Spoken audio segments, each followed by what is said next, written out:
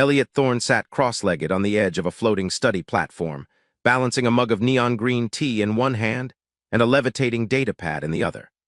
The orbital library station ES-7 hummed quietly around him, the low thrum of artificial gravity generators blending with the soft swish of holographic pages flipping themselves. He was entirely absorbed in the quantum syntax of an alien dialect that had more tenses than Elliot had ever seen in his life, which was admittedly not many. He muttered softly to himself, tracing imaginary equations in the air, completely unaware that somewhere above him, a maintenance droid was taking bets with itself on how long it would be before Elliot knocked his tea into zero-gravity orbit. The comm was abruptly interrupted by the library doors sliding open with an unnecessarily dramatic hiss. Elliot flinched, nearly tipping his tea, as a tall figure stepped in, her presence impossible to ignore. She had the posture of a general, the kind of confidence that made everyone in the room check their badges, wallets, and self-esteem simultaneously. Her ears were long, tapered like delicate spears, and they twitched with each slight movement of her head, picking up sounds no one else could detect. Her eyes glowed copper, molten and unsettling in the way that made a person feel simultaneously studied and mildly inadequate. The hovering drone trailing her buzzed nervously, emitting a series of high-pitched chirps, as though it were aware that chaos had just entered the building. "You," she said, pointing with a perfectly manicured finger, "the human with the floating tea, you seem confident enough to be utterly wrong." Elliot coughed into his mug. Hello." He realized he had said nothing remotely useful, and the copper eyes narrowed. "I am Leora," she said, twirling a hovering holocube in her palm. It projected shifting, impossible geometries that made Elliot's brain ache in a very unhelpful way. "And I challenge you to a duel of minds." Elliot blinked. "A duel, you mean like chess, or maybe a polite debate?" "No, a contest of intellect, speed, and if the mood strikes us, slightly embarrassing improvisation." She smiled, and her ears twitched upward in what Elliot guessed was amusement, though he wasn't certain anyone had ever guessed correctly at Leora's expressions. "We begin immediately. Choose your weapon. Your knowledge of human science or your wit." Elliot's brain attempted to process this, but before he could respond, she snapped her fingers.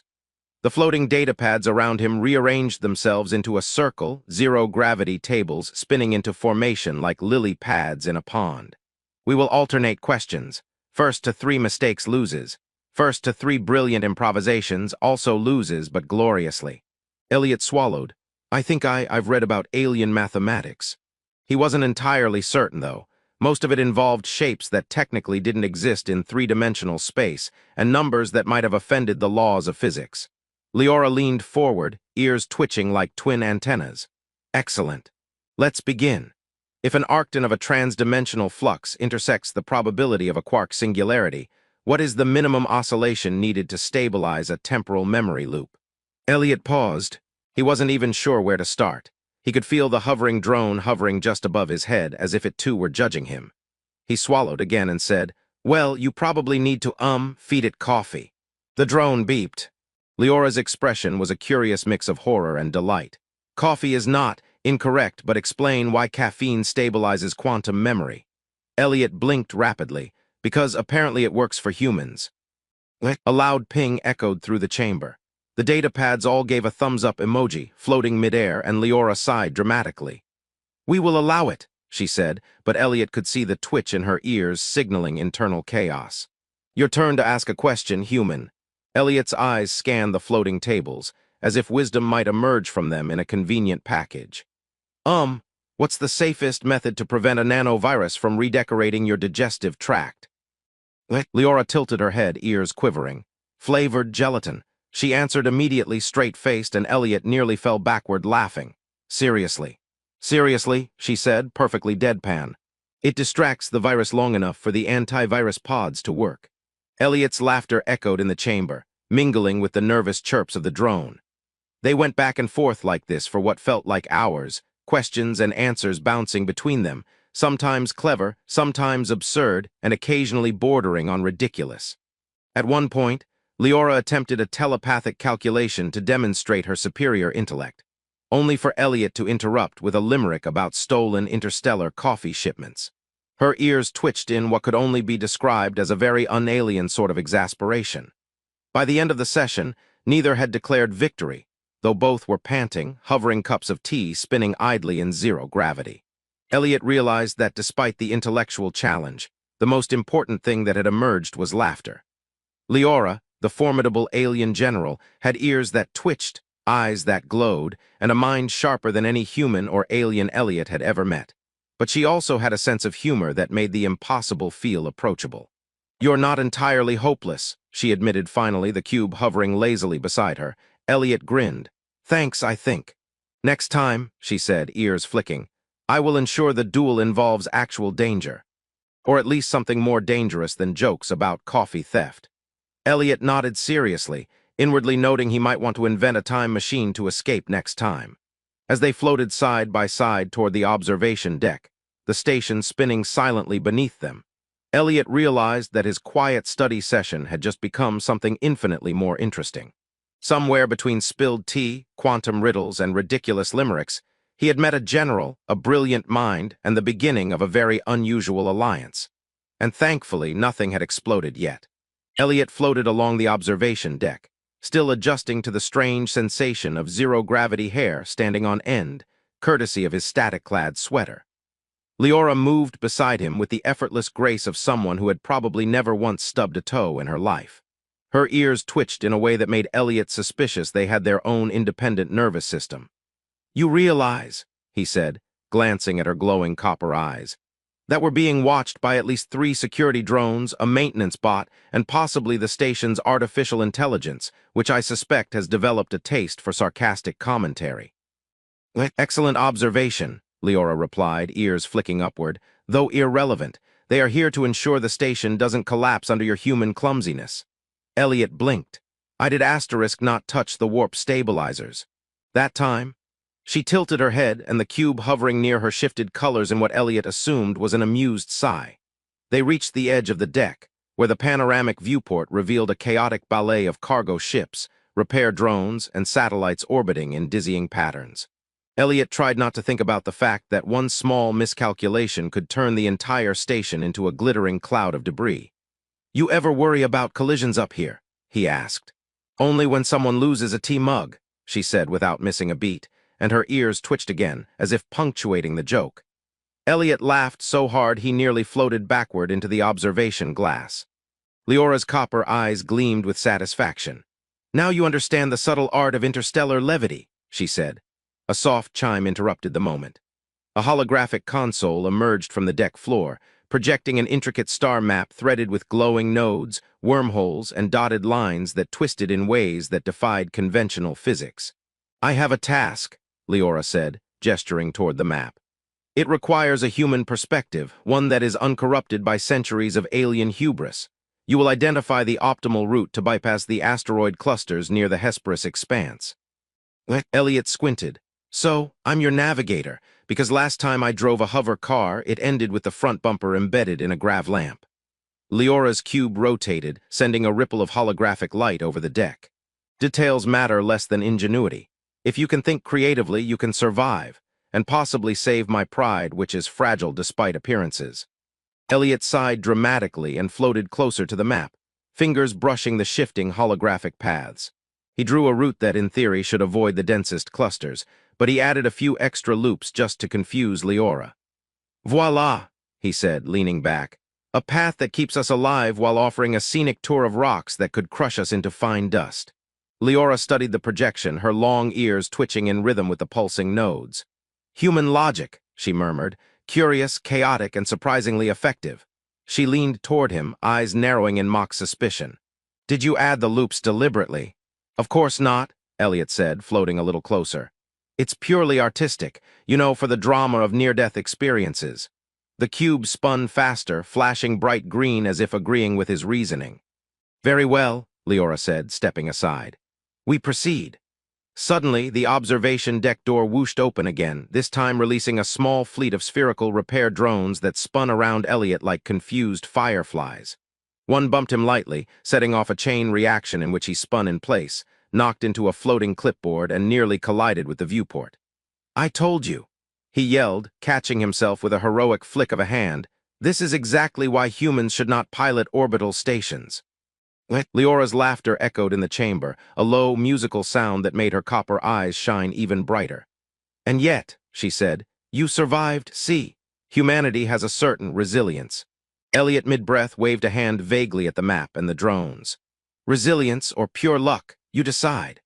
The cube blinked rapidly, as though it agreed with him. As they began tracing the course through the asteroid field on the holographic map, Leora offered a running commentary, blending military terminology with playful exaggeration. "Node 12, Elliot. That cluster could shred a human like a poorly folded napkin. Are you certain your artistic loops are worth the risk?" Elliot leaned closer, grinning. "Art is subjective, general. Danger is mandatory. And besides, I'm trying to keep your ego entertained." The cube floated higher, spinning erratically, possibly in protest at the human humor. Hours passed in this strange rhythm of plotting, joking, and teasing. Elliot would suggest an absurd route to avoid a hypothetical black hole. Leora would counter with a hypothetical countermeasure. And somehow the resulting path was both safe and ingeniously clever. The station's AI, presumably observing, chimed in occasionally with sarcastic alerts. "Warning, human humor detected. Risk of catastrophic laughter unknown." Leora's ears twitched sharply at the AI's comment. "It grows tiresome," she said, "but tolerable in your company." By the time they finished, both were exhausted but exhilarated. The map glowed in their minds, showing the safest path through the asteroid clusters while leaving room for Elliot's artistic expression. Leora's cube hovered closer, projecting a soft, approving pulse of light. "You have potential," she said, ears flicking. "More than I expected from a human who spends most of his time reading quietly in corners." Elliot floated back, relaxing against the deck wall, pretending to look heroic. "I'll have you know," he said, "quiet humans are like sleeping supernovae. We explode at the right moment, usually in tear-related incidents." Leora's laughter filled the chamber again, her ears twitching with delight. "Indeed," she said, "but I suspect your explosions are more entertaining than dangerous." The stars spun lazily outside, and for the first time, Elliot realized that the quiet study sessions he had once prized were no longer enough. Something about the alien general, her teasing, her brilliance, and her absurdly long ears made him feel like the universe had just become a little more unpredictable and far more fun. And somewhere behind them, the station's AI muttered under its breath, "Warning, chaos levels increasing. Recommend continued monitoring and popcorn." Elliot floated toward the central hub of ES7, dragging his feet like a reluctant commuter on a Monday morning. The observation deck and the asteroid map were behind him, and Leora followed with her usual grace, her long ears flicking like twin radar dishes scanning for trouble.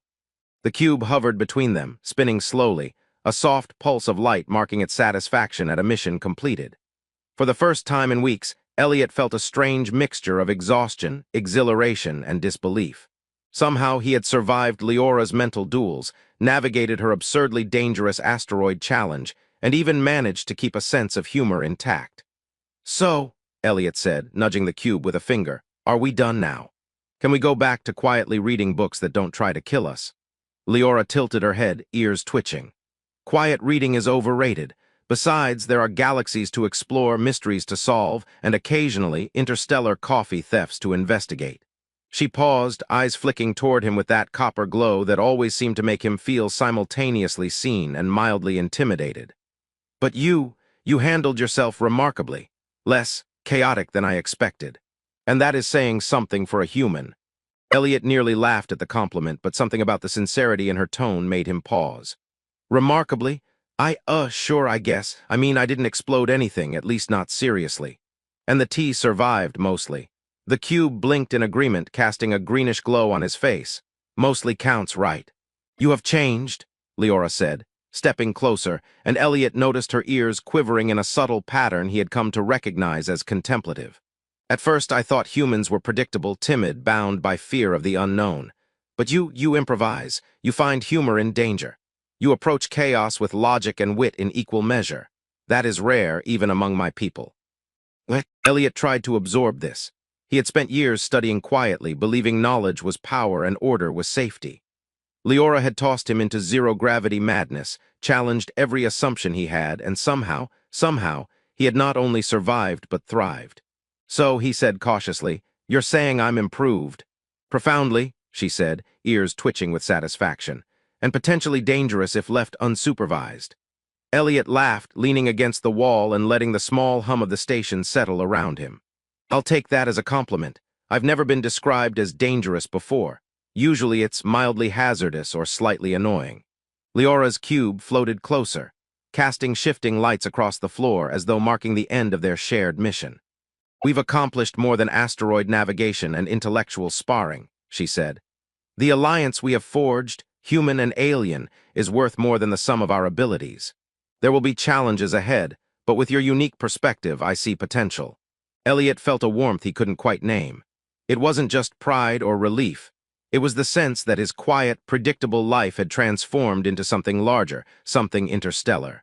He thought about the floating tea, the absurd limericks, the AI's sarcastic commentary, and Leora's relentless but oddly playful guidance. He had survived the impossible and laughed through it all. Well, he said, floating a little higher in excitement, if I can survive this, I can probably survive anything, even your terrible jokes about quantum calculus. Leora's ears twitched sharply, clearly offended by the accusation, but she smiled nonetheless. Consider this, she said, the beginning. There are entire star systems to map, ancient civilizations to study, and yes, ridiculous crises to endure. You will be my human partner, navigator, advisor, occasional comic relief. Elliot grinned, realizing he didn't have to hide behind books or spreadsheets anymore. He could think boldly, act impulsively, and even find humor in the vast, incomprehensible universe. He had grown from a cautious observer into someone who could embrace unpredictability, someone who could match wits with a general from another species without losing his sanity, or his tea. The station lights dimmed slightly as they made their way to the transit gates. Outside, the stars stretched infinitely, glittering with possibilities, each one a promise of adventure. Elliot glanced at Leora, her ears flicking in a rhythmic pattern he had begun to understand, and the cube pulsed a gentle, affirming glow between them.